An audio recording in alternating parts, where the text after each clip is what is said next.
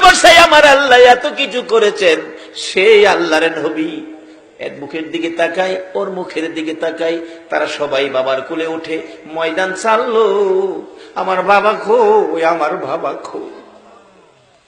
দৌড়াইয়া নবী মায়ের কাছে গেছে, মা মা, চোখের পানি গুলো নবীজির ঝরতেছে, শিশু নবীর চোখের পানিতে জামা ভিজতেছে।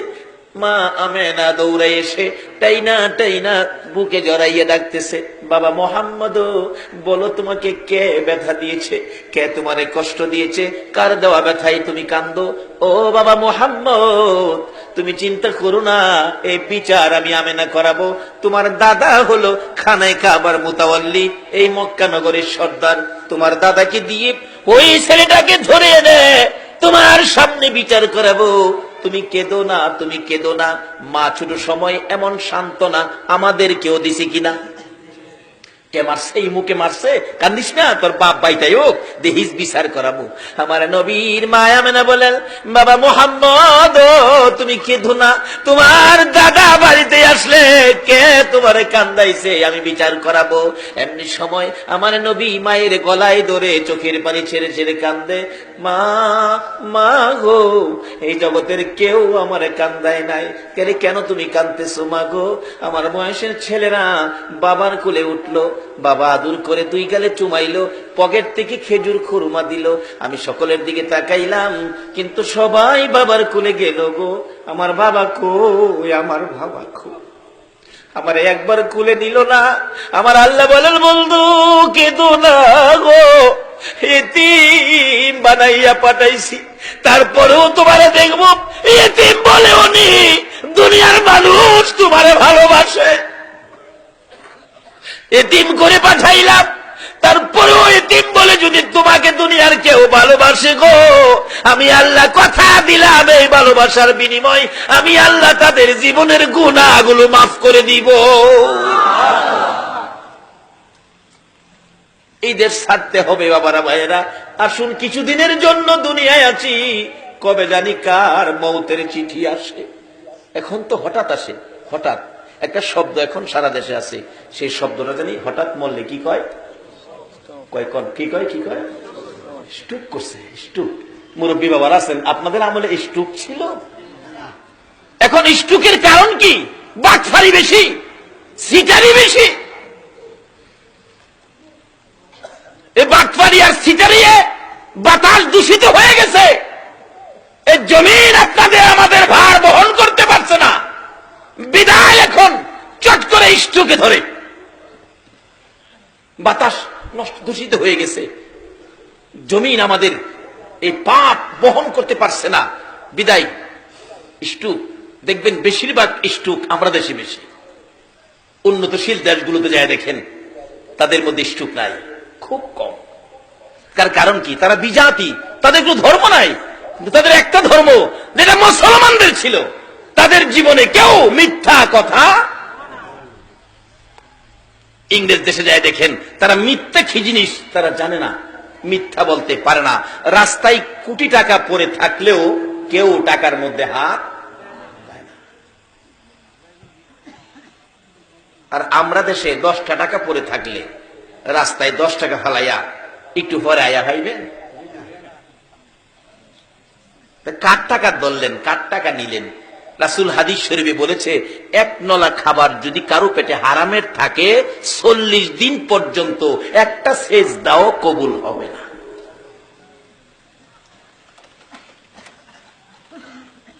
সত্য নিয়ে গেছে বিজাতিরা, আজকে তারা উন্নত, আর মিথ্যার সাগরে বেশি আছি, সুদের সাগরে, ঘুষের সাগরে।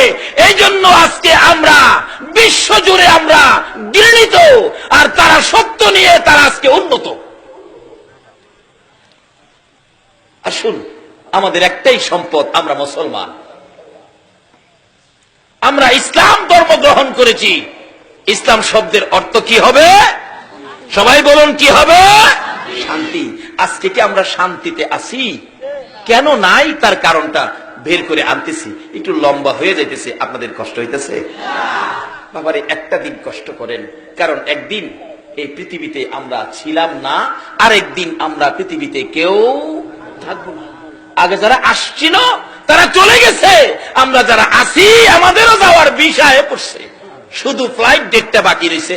কবে জানি মসজিদের কোনার থেকে 4 পায়া ফ্লাইট আপনার উঠানে আইসা নামবে, আপনাকে সাদা কাফন পরায়া, মাথার মুড়ি পায়ের মুড়ি বাইদা এই বিমানের মধ্যে উঠায়া আতর সুরমা দিয়ে আপনাকে সাজায়া দিবে।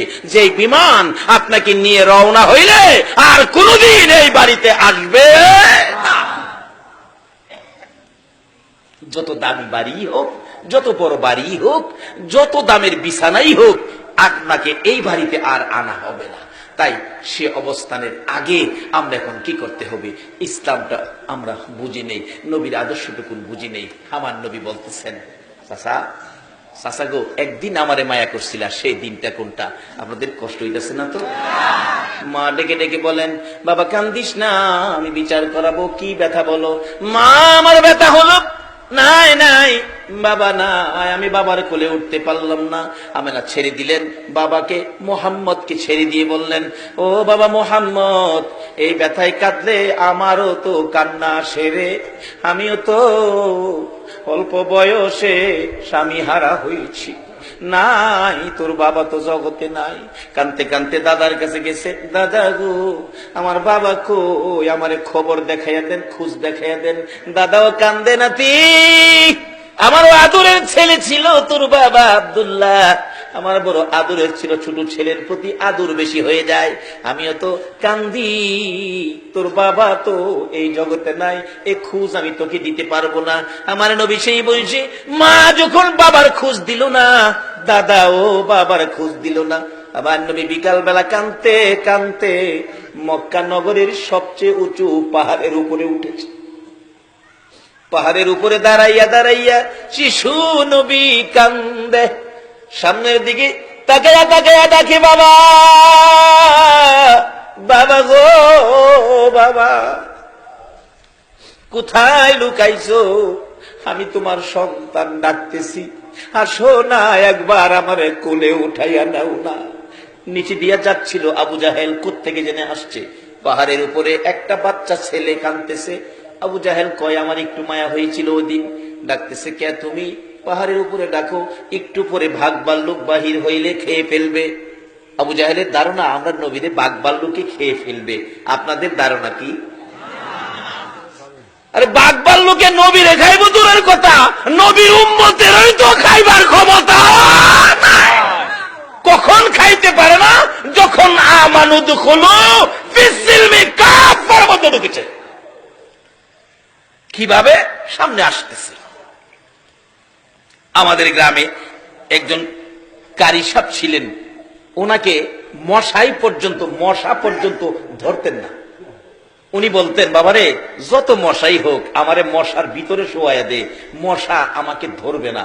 যার চরিত্রে কোনো অন্যায় নাই, যার চরিত্রে সামাজিক কারো সাথে মিথ্যা কথা নাই, যার চরিত্রে এক ওয়াক্ত নামাজ মিস নাই, যার চরিত্রে সুদ নাই, ঘুষ নাই, শুধু ছিল আল্লাহ আর শুধু ছিল রাসূল, ওই ব্যক্তিটা আমাদের গ্রামের বড় মসজিদে জুমা পড়াতেন এবং ঈদগার ইমামতি করতেন। যে ইমামতি উনার অনুপস্থিতি, উনার মৃত্যুর পরে সেই দায়িত্ব আল্লাহ আমাকে দিয়েছেন। তারপর থেকে আমি ইমামতি করি আমার গ্রামের ঈদগার মাঠে। উনি মৃত্যুবরণ করলেন, মৃত্যুর আগে কোনদিন উনাকে একটা মশা পর্যন্ত কামড় দেয় না। এটা আমাদের দেশের ঘটনা।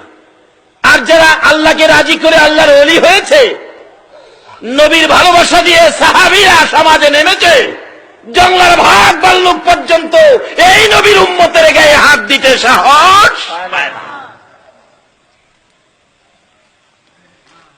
আজকে এই শান্তির অবস্থান ছেড়ে দিয়ে সাধারণ জিনিসের জন্য আমরা অশান্তির আগুনে ঝাঁপ দিতেছি।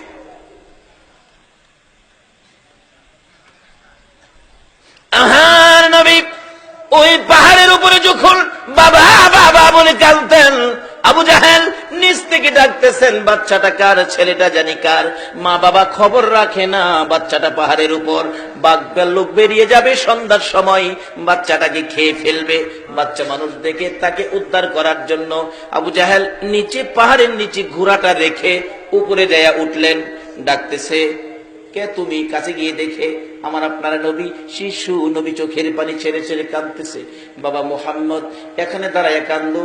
তুমি কি জানো না এই পাহাড়ের মধ্যে বাঘ ভাল্লুক আছে, তোমাকে খেয়ে ফেলবে?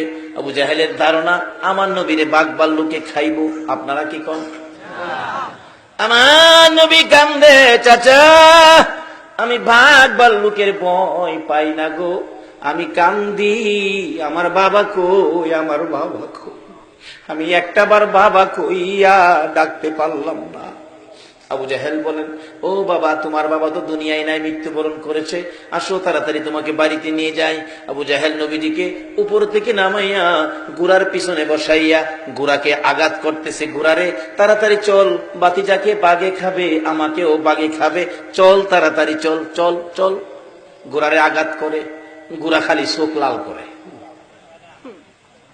উড়ে না, মানে চামড়া ফাইটে গেছে আঘাতে, রক্ত ছিটা ছিটা বাহির হয়। ঘোড়া দুইটা সামনের পাও আকাশের দিকে বাড়ায়, চোখের পানি ছাড়ে, ডাকতেছিল, প্রভু গো, আমি তো একটা ঘোড়া, আমি একটা পশু, আমি তো কথা বলতে পারি না আবু জাহেলের সাথে।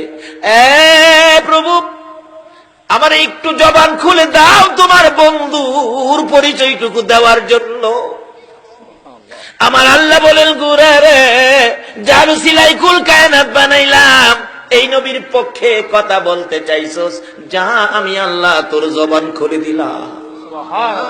যেই নবীর পক্ষে গেলে ঘোড়ার জবান খুইলা দেয় গো, এই নবীর পক্ষে গেলে আমরা কি শান্তি পাইতে পারি না? ঘোড়া যদি জবান খুলতে পারে, জবান পাইতে পারে, আমরা কি শান্তি পাইতে পারি না? জবান তো খুলে গেল ঘোড়া। ঘোড়া মাথাটা পিছনের দিকে ঘুরাইয়া ডাকতেছে, রে আবু জাহেল। ওখান ঘোড়া মানুষের মতো কথা বলতেছে আবু জাহেলের দিকে তাকাইয়া। বলুন, আবু জাহেলের মাথা ঠান্ডা না গরম? হায় হায়, কি কই রে? ও আবু জাহেল, আমারে কতগুলো আঘাত করলি, দেখ কত জায়গায় চামড়া ফাইটা রক্ত পড়তেছে। আবু জাহেল রে, তারপরও আমি উঠি না রে। ও আবু জাহেল শুনো, আরো যদি মারতে মন চায় মার, আমি মার খাইয়া জীবন দিতে রাজি রে আবু জাহেল, কিন্তু পিছনে বসাইছস ইনি আখিরি নবী রে, ইনি স্কুল কায়নাতের নবী রে, রাহমাতাল লিল আলামিন নবীর পিছে বসাইয়া তুই সামনে বসে আমারে মারবি যাওয়ার জন্য। আমি ঘোড়া বলে দিলাম রে, আমার জীবন যাবে, আমি সামনে যাব না। যতক্ষণ পর্যন্ত শিশু নবীকে সামনের বাগে না বসাবি, তুই পিছনে না যাবি, আমি ঘোড়ার জীবন যাবে, আমি সামনে যাব না। আবু জাহেল কই, ভাতিজা দেরি করা যাবে না, ভাগের ভয়, তাড়াতাড়ি সামনে আসো। সামনে আসলে ঘোড়া এক দৌড়ে বাড়িতে পৌঁছাইয়া দিলেন। আবার আব্দুল্লাহর কলিজার টুকরা, নয়নের মণি, আমার আপনার নবী শিশু